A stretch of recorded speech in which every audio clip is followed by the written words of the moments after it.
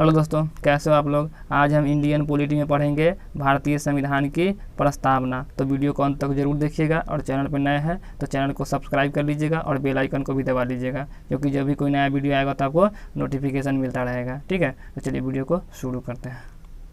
संविधान की प्रस्तावना।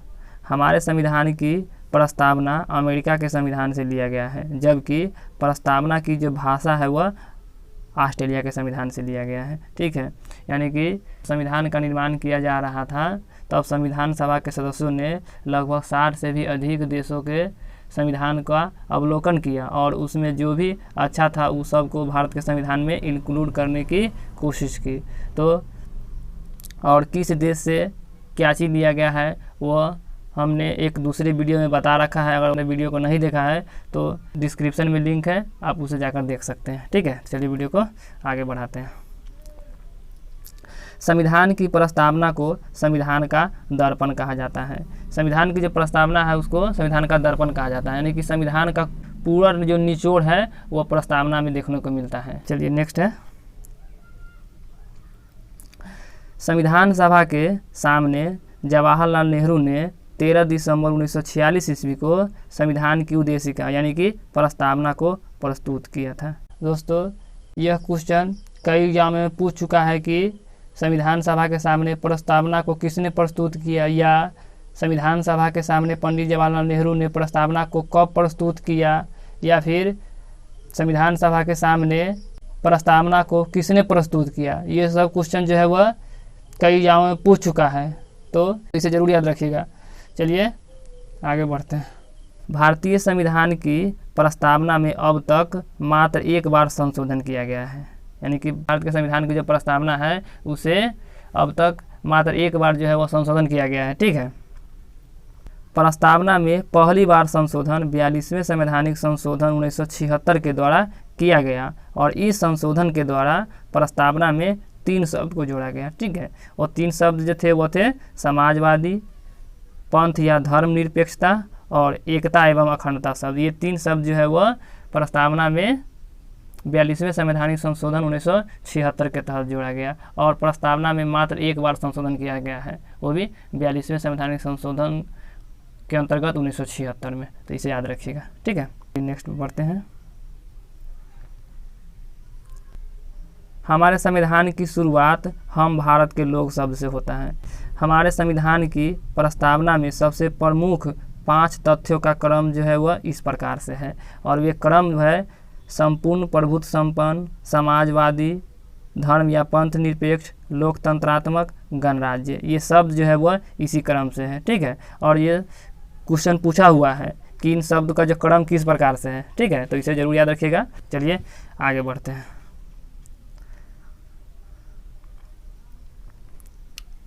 हमारे संविधान की प्रस्तावना को 26 नवंबर 1949 ईस्वी को मिति मार्ग शुक्ल सप्तमी विक्रम संवत 2006 को संविधान सभा ने हमारे मूल संविधान के साथ साथ प्रस्तावना को आत्मसमर्पित, अधिकृत और अंगीकार कर लिया गया। यानी कि संविधान सभा के द्वारा संविधान को जब आत्मसमर्पित, अधिकृत और अंगीकार किया गया उसी दिन जो है वह प्रस्तावना को भी आत्मसमर्पित, अधिकृत और अंगीकार कर लिया गया, यानी 26 नवंबर 1949 ईस्वी को। चलिए नेक्स्ट है, नोट पॉइंट दिया हुआ है। हमारे मूल संविधान में विक्रम संवत की चर्चा है, किंतु 22 मार्च 1957 ईस्वी को राष्ट्रीय पंचांग के रूप में शक संवत को मान्यता दिया गया। यानी कि मूल संविधान जो 26 नवंबर 1949 ईस्वी को लागू किया गया था उसमें विक्रम संवत की चर्चा है, जबकि 22 मार्च 1957 को राष्ट्रीय पंचांग के रूप में जो है वह शक संवत को मान्यता दे दिया गया। ठीक है, जिसकी शुरुआत जो है वह कनिष्क ने अपने राज्याभिषेक के शुभ अवसर में किए था। ठीक है, तो इसे देखते हैं, आगे लिखा हुआ है ये सब। जिसकी शुरुआत कनिष्क ने अपने राज्याभिषेक के अवसर पर यानी कि उपलक्ष्य में 78 ईस्वी में किया था। हमारे संविधान की प्रस्तावना में उल्लेखित विभिन्न शब्द का जो अर्थ है वह निम्नलिखित है। ठीक है, चलिए इसको पढ़ते हैं। हम भारत के लोग शब्द का अर्थ है भारतीय संविधान को भारतीय जनता के प्रतिनिधि ने तैयार किया है, अतः संविधान के अधीन शक्तियों का, सभी शक्ति का जो केंद्र बिंदु है अथवा स्रोत जो है वह भारत के लोग यानी कि जनता ही है। यानी कि हम भारत के लोग शब्द का अर्थ है कि भारत के संविधान को भारतीय जनता के प्रतिनिधियों ने तैयार किया है, इसीलिए भारत के संविधान का जो शक्ति का केंद्र बिंदु है या स्रोत जो है वह भारतीय जनता ही है। ठीक है, तो दोस्तों ये क्वेश्चन पूछा हुआ है, तो संविधान के शक्ति का जो स्रोत है वो कौन है, तो भारत की जनता है। ठीक है, चलिए आगे बढ़ते हैं। संप्रभुत्व संपन्न का अर्थ है भारत न किसी विदेशी राष्ट्र के अधीन रहेगा और न ही कोई अन्य राष्ट्र भारत पर निर्भर करेगा। संप्रभुत्व संपन्न का अर्थ है कि भारत जो है वह सभी तरह से अपने आप पे निर्भर रहेगा, किसी अन्य देश पर निर्भर नहीं करेगा। संप्रभुत्व संपन्न का अर्थ यही होता है। ठीक है, तो चलिए आगे बढ़ते हैं। हमारा देश अंतरिम एवं बाहरी मामलों में किसी विदेशी राष्ट्र के प्रति कोई भी श्राद्ध और भाव नहीं दिखाएगा, यानी कि अंतरिम और बाहरी मामलों पर भारत अपना पक्ष स्वयं रखेगा। ऐसा नहीं है कि किसी के दबाव में आकर भारत जो है वह कुछ निर्णय लेगा, भारत जो है वह पूरी तरह से अपने आप पे निर्भर रहेगा, इसका अर्थ यही है। ठीक है, आगे बढ़ते हैं। समाजवादी शब्द का अर्थ। समाजवादी शब्द का अर्थ होता है समाज में सभी को एक समान दर्जा देना। यह शब्द जो है वह हमारे मूल प्रस्तावना में नहीं था।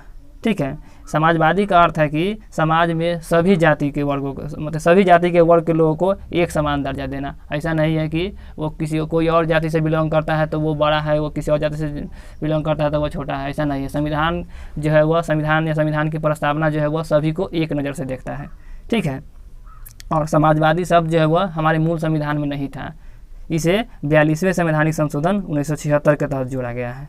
ठीक है, इसे 42वें संवैधानिक संशोधन के द्वारा 1976 ईस्वी में जोड़ा गया था। हालांकि हमारे संविधान के भाग 4 के अंतर्गत राज्य के नीति निर्देशक तत्व में समाजवादी के लक्षण पहले से मौजूद थे। समाजवादी के जो लक्षण है वह भारत के संविधान के भाग 4 के अंतर्गत जो राज्य के नीति निर्देशक तत्व है उसमें मौजूद थे, लेकिन प्रस्तावना में समाजवादी शब्द का कोई जिक्र नहीं था मूल संविधान में। इसे 42वें संवैधानिक संशोधन 1976 के तहत जोड़ा गया। ठीक है, चलिए आगे बढ़ते हैं। भारत में समाजवाद लोकतांत्रिक समाजवाद है। भारत के जो समाजवाद है वह लोकतांत्रिक समाजवाद है, जिसमें गरीबी, असमानता, बीमारी इत्यादि को समाप्त करने की बात कहा गया है। यानी भारत के समाजवाद जो है वह लोकतांत्रिक समाजवाद है, यानी कि सभी को एक नज़र से देखता है, जिसमें गरीबी, असमानता और बीमारी जो है वह इस सबको समाप्त करने की बात कही गई है। ठीक है, नेक्स्ट है लोकतांत्रिक समाजवाद में मिश्रित अर्थव्यवस्था को अपनाया गया है, जिसमें सार्वजनिक क्षेत्र एवं निजी क्षेत्र दोनों एक साथ काम करते हुए नजर आते हैं। यानी कि गवर्नमेंट और प्राइवेट सेक्टर दोनों जो है वह साथ साथ काम करते हैं, उसे मिश्रित अर्थव्यवस्था कहते हैं। मिश्रित अर्थव्यवस्था में जो है वह प्राइवेट और गवर्नमेंट दोनों मिलकर काम करते हैं। ठीक है, धर्म या पंथ निरपेक्ष।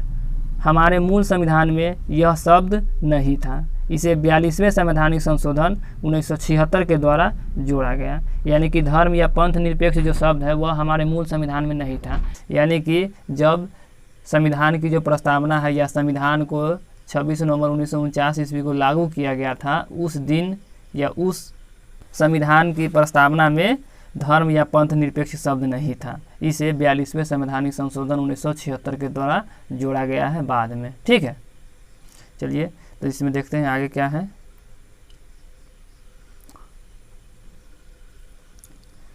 धर्मनिरपेक्षता का अर्थ होता है भारत का निजी धर्म नहीं होगा, यहाँ सभी धर्मों के प्रति एक समान आदर किए जाएंगे और सरकार के द्वारा सभी धर्मों को एक समान समर्थन दिया जाएगा।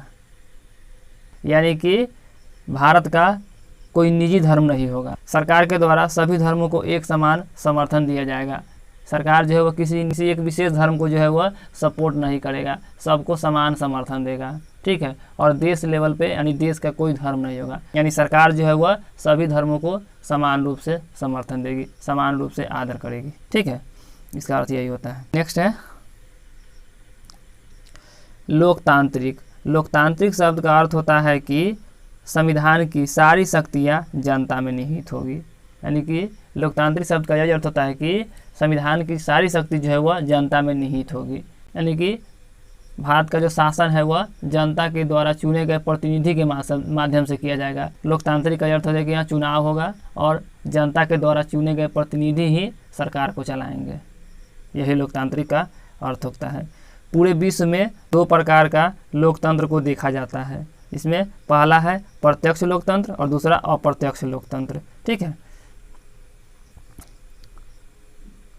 प्रत्यक्ष लोकतंत्र में जनता अपनी शक्ति का प्रयोग प्रत्यक्ष रूप से करते हैं, जबकि अप्रत्यक्ष लोकतंत्र में जनता अपने शक्ति का प्रयोग प्रत्यक्ष रूप से नहीं करके अपने प्रतिनिधि के माध्यम से करते हैं। भारत का लोकतंत्र अप्रत्यक्ष लोकतंत्र है, जिसमें संसदीय लोकतंत्र को मान्यता दिया गया है। यानी कि संसदीय लोकतंत्र है, मतलब कि जो जनता के द्वारा चुने गए प्रतिनिधि है वो शासन करते हैं, न कि जनता स्वयं शासन करती है। ठीक है, जिसके अंतर्गत वयस्क मताधिकार के साथ साथ सामूहिक निर्वाचन, कानून की सर्वोच्चता, न्यायपालिका की स्वतंत्रता इत्यादि व्यवस्था संसदीय लोकतंत्र का लक्षण प्रस्तुत करती है। ठीक है, यहाँ जो है वह निर्वाचन जो है वह वयस्क मताधिकार यानी कि 18 वर्ष जो प्लस है वो मतदान करते हैं। कानून की सर्वोच्चता है, न्यायपालिका की स्वतंत्रता है, न्यायपालिका पर किसी का कोई दबाव नहीं है, न्यायपालिका स्वतंत्र है। ये सब जो है संसदीय लोकतंत्र का लक्षण प्रस्तुत करता है। ठीक है, नेक्स्ट है गणराज्य। हमारे प्रस्तावना में गणराज्य शब्द का भी उल्लेख किया गया है, जिसका अर्थ होता है भारत में वंशानुगत राजा का व्यवस्था नहीं होगा, यानी वंश के आधार पर राजा का डिसीजन नहीं होगा, बल्कि भारत का राष्ट्राध्यक्ष यानी कि राष्ट्रपति भारतीय जनता के द्वारा अप्रत्यक्ष रूप से निर्वाचित किए जाएंगे। भारत का जो राष्ट्राध्यक्ष है राष्ट्रपति, वो जनता के द्वारा अप्रत्यक्ष रूप से निर्वाचित किया जाता है, यानी कि राष्ट्रपति का जो निर्वाचन है वह जनता के द्वारा चुने गए प्रतिनिधि के माध्यम से होता है, जनता डायरेक्ट इन्वॉल्व नहीं होता है। इसलिए राष्ट्रपति का जो निर्वाचन है वो क्या है, अप्रत्यक्ष रूप से किया जाता है जनता के द्वारा। ठीक है, तो आगे बढ़ते हैं। भारत के राष्ट्राध्यक्ष यानी कि राष्ट्रपति का एक निश्चित कार्यकाल होता है जो 5 वर्ष का होता है। देश के सभी कार्यपालिका शक्ति राष्ट्रपति के अधीन होता है, किंतु वे बिना मंत्री परिषद के सलाह पर कार्य नहीं करते हैं। यानी कि कार्यपालिका शक्ति का जो प्रधान होता है वह राष्ट्रपति होता है, लेकिन वास्तविक प्रधान अगर पूछ दिया जाए कि कौन होते हैं तो होते हैं प्रधानमंत्री या मंत्री परिषद जो होते हैं वह कार्यपालिका का वास्तविक प्रधान जो होते हैं वही होते हैं। मंत्री परिषद होता है या प्रधानमंत्री, क्योंकि मंत्री परिषद का ही अध्यक्ष जो होता है वह प्रधानमंत्री होता है। आगे है न्याय। हमारी प्रस्तावना में 3 प्रकार के न्याय की चर्चा किया गया है, जिसमें पहला है, दोस्तों ये क्वेश्चन पूछा जाता है कि हमारे संविधान की प्रस्तावना में या संविधान में कितने प्रकार के न्याय की चर्चा किया गया है, तो 3 प्रकार के, जिसमें पहला है सामाजिक न्याय, दूसरा है आर्थिक न्याय और तीसरा जो है वह है राजनीतिक न्याय। ये 3 न्याय की जो चर्चा किया गया है। ठीक है, इसे पढ़ते हैं। सामाजिक न्याय, इसके तहत कहा गया है कि भारत में प्रत्येक व्यक्ति के साथ जाति, धर्म, लिंग एवं वंश के आधार पर किसी भी प्रकार का जो है वह भेदभाव नहीं किया जाएगा। सामाजिक न्याय का अर्थ होता है कि समाज में सभी धर्म के लोग जो है वह एक समान संविधान या कानून जो है वह सबको एक समान रूप से देखती है। ठीक है, यही कहेगा। अच्छा, दूसरा है आर्थिक न्याय। इसके अंतर्गत कहा गया है कि आय एवं संपत्ति के वितरण में समानता रखी जाएगी, यानी कि आय और संपत्ति का जब वितरण होगा तो उसमें समानता रखी जाएगी। वही तीसरा जो है वह है यह राजनीतिक न्याय। इसके अंतर्गत कहा गया है कि प्रत्येक व्यक्ति को एक समान राजनीतिक अधिकार दिए जाएंगे। राजनीतिक न्याय के अंतर्गत कहा गया कि प्रत्येक व्यक्ति को समान राजनीतिक अधिकार है। ठीक है, चलिए आगे है। इन तीनों न्याय की सुरक्षा के लिए मूल अधिकार व राज्य के नीति निर्देशक तत्व में विस्तृत व्याख्या किया गया है। यानी कि जो न्याय है, इन तीनों न्याय की जो सुरक्षा के लिए जो मूल अधिकार और राज्य के नीति निर्देशक तत्व में विस्तृत व्याख्या किया गया है। स्वतंत्रता। स्वतंत्रता शब्द का अर्थ होता है कि लोगों के गतिविधि पर किसी भी प्रकार का अंकुश या प्रतिरोध नहीं होना, साथ ही उनके विकास के लिए अवसर प्रदान करना। स्वतंत्रता का अर्थ है कि लोग अपने आप में स्वतंत्र होंगे, किसी पर किसी का दबाव नहीं होगा। ठीक है, यही स्वतंत्रता का मेन अर्थ होता है कि अगर कोई आदमी बिजनेस करना चाहे तो बिजनेस कर सकता है, कोई आदमी मतलब कोई दुकान खोलना चाहे तो खोल सकता है। ऐसा नहीं है कि किसी पर किसी का ज़बरदस्ती है। आगे है, हमारे प्रस्तावना में दिए गए स्वतंत्रता को मूल अधिकार के जरिए सुनिश्चित किया गया है। यानी कि स्वतंत्रता जो है उस मूल अधिकार के जरिए सुनिश्चित किया गया है। जैसे में 19 में जो है अनुच्छेद 19 में विभिन्न प्रकार के स्वतंत्रता की बात कही गई है, स्वतंत्रता का उल्लेख किया गया है, जिसमें 6 प्रकार के स्वतंत्रता की बात कही गई है। पहले यह 7 प्रकार के था, लेकिन एक स्वतंत्रता को जो है वह हटा दिया गया है। इसे हम पढ़ेंगे डिटेल से, जब अनुच्छेद पढ़ रहे होंगे तब। हमारे प्रस्तावना में स्वतंत्रता, समानता एवं बंधुत्व शब्द का प्रयोग जो है वह 1789 ईस्वी की फ्रांस की क्रांति से लिया गया है। यानी कि हमारे प्रस्तावना में जो स्वतंत्रता, समानता और बंधुत्व शब्द का जो प्रयोग किया गया है वह 1789 के फ्रांस की क्रांति से लिया गया है। दोस्तों, ये क्वेश्चन पूछा हुआ है कि स्वतंत्रता, समानता और बंधुत्व का आदर्श जो है वह कहाँ के संविधान से या कहाँ से लिया गया है, तो वह फ्रांस की क्रांति से लिया गया है। जो 1789 में हुआ था फ्रांस की क्रांति, उससे लिया गया है। ठीक है, आगे है समानता।